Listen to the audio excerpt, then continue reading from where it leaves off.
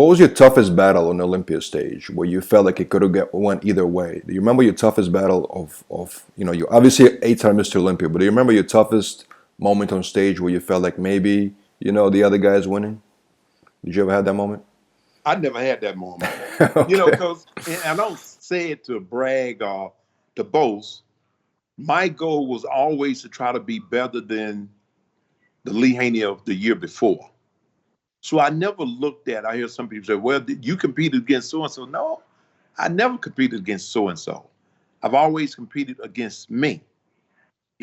I figured if I could be better than the previous Lee Haney of the previous year, then that would put me in a place to win because I can't determine the mind of the judges no matter what. And nobody can. Beauty is in the eye of the beholder. And whatever bodybuilding is saying at that particular moment in time, this is what we want, then that's the way it's going to be. You can't fight against that, and that's just the way it is. At the end of the day, you take your winnings, you market your success, you market your personality, and you put yourself in the best position to derive or create some type of economy. Because although you see these 8 Mr. Olympia trophies here, I don't care how much lettuce, tomato, or ketchup I put on them, I cannot eat them. So it all equates to how do you market your success. I mean, winning the Mr. Olympia doesn't mean you're going to reap the greatest financial rewards. Tom Platz proved that. Then you have Kai Green that also proved that. It all depends on how you're able to market your physique, market your personality. That's the key. Mhm. That's the key. Now you retired very, very young. In bodybuilding. In the bodybuilding world, you were only in your 30s, right? You were very young. Yeah, Um, 31. 31. I mean, we're talking like now people just get to the Olympia stage when they're 30, mid 30s. I was a bad dude, man. I I was know. a bad dude. Retired at 31. That's crazy. Woo, that's crazy. I know. But did people try to pursue you to come back? Not maybe the next year, but like a few years down the line, did people try to convince you, somebody try to convince you to step back on the stage and get back into it? Well, the people closest to me never did that. And that was my wife, my training partner, Superman, because he had been with me. Matter of fact, Superman is featured in my book. This is my training partner, totally awesome. So he was with me through all of those Mr. Olympia competitions. We spent be in the gym sometime at 1 o'clock in the morning, 2 o'clock, and the deal was always once I hit the eighth Mr. Olympia, that was it. I had nothing else to say. If you look over my fireplace, there's not enough room for any more Mr. Olympia. So that was a sign in itself. I mean, I'll tell you, once I won the seventh Mr. Olympia, it's like my body just cried out in pain. Everything hurt.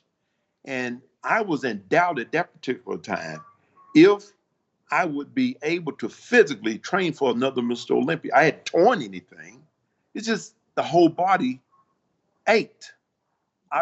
It's like, man, what is happening to my body? Because when you give it all in training for a competition like the Mr. Olympia, there's nothing else left to give. And you constantly live with this thing if I'm not ready, if if I slip one iota, I have these other guys always looking to take my place. So you're constantly pushing to the next level. What can I do better? Am I missing anything? How can I eat better? So a lot of time you tend to overtrain from that mindset. And I found that to be true for the seventh Olympia. I actually had overtrained. After a month or so of rest, after that seventh Olympia, my body recovered.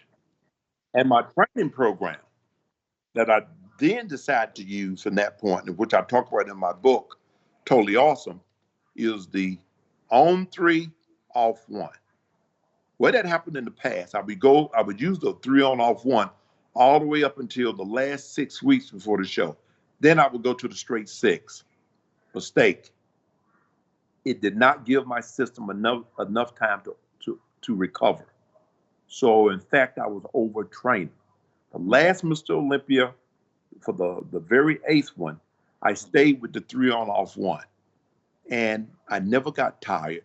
Matter of fact, the training felt easy in comparison to what had happened in the previous years. The muscle stayed full, I stayed energetic, and I said, man, if I'd have known this, the previous years, but hey, it's all in learning. And so, and again, that's why Totally Awesome is that manual that can help people to get to reach their goals without wasting time and tearing yourself up for no reason. It is far better to undertrain than to overtrain. You see, it's better to undertrain than to overtrain. You stimulate the body, then you feed it the right nutrition. Then you have to allow the body enough time to recover through rest, through good water, through good supplementation. If you do those things, you stay in the game for a long period of time.